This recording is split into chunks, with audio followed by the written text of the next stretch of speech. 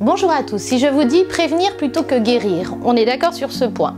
Et pourtant, par le passé, la prévention de la perte d'autonomie est un enjeu qui a souvent été négligé. Alors quand on vit à domicile, l'aménagement du logement, en quoi ça permet de répondre à cet enjeu de prévention de la perte d'autonomie? Bonjour Véronique, pour comprendre l'enjeu autour de la prévention de la perte d'autonomie, c'est important de se référer à quelques données.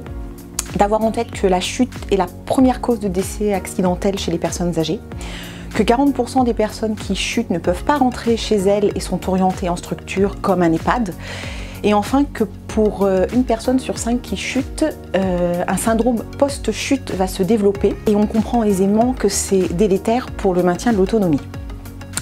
Fort de toutes ces informations, O2 a élaboré le guide de prévention des risques à domicile qui va en fait permettre à ses clients, seuls ou accompagnés, d'avoir un regard sur son logement, pièce par pièce, pour apprécier les éventuels facteurs de risque de chute et ainsi faire les aménagements en conséquence.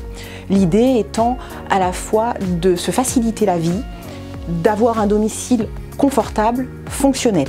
Le guide s'inscrit comme tous les outils O2 dans une démarche de bientraitance. Les assistantes de vie qui interviennent très fréquemment au domicile vont être formées pour présenter ce guide et éventuellement aider la personne à l'utiliser. Et c'est vraiment dans cette optique de bienveillance et de bientraitance qu'O2 s'inscrit avec son approche multidimensionnelle, c'est-à-dire que le cœur de métier, on est bien dans l'accompagnement à domicile, mais O2 prend aussi en compte la personne dans sa globalité, avec des envies, avec des besoins, et la prévention des risques à domicile en fait partie. Ce guide va être complété avec la famille, avec les assistants de vie, et donc ce qu'O2 propose, c'est vraiment une auto-évaluation et ensuite des solutions. Donc il y a différents niveaux de propositions. C'est pas des choses les plus simples à mettre en œuvre, par exemple réorganiser le placard de la cuisine avec son assistant de vie par exemple. Le niveau supérieur, c'est faire appel à des professionnels du service à la personne pour du petit bricolage.